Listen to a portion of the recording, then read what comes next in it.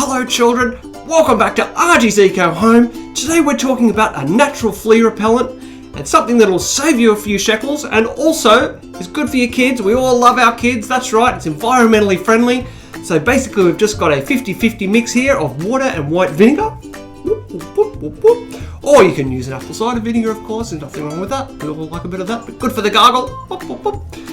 Not the good balsamic, probably leave that one out.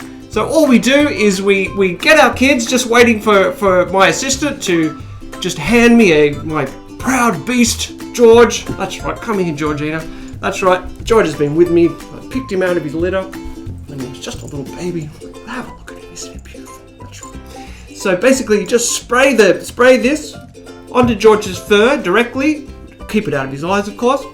Or we can wipe it on with a paper towel if he's feeling a little bit rambunctious, which he sometimes is. He's a little bit rambunctious.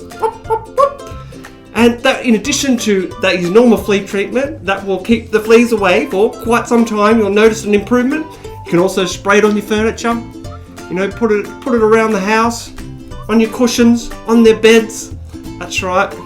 So that's it for Auntie's Eco Home for the month. Hope this has been helpful. See you next month. Over and out.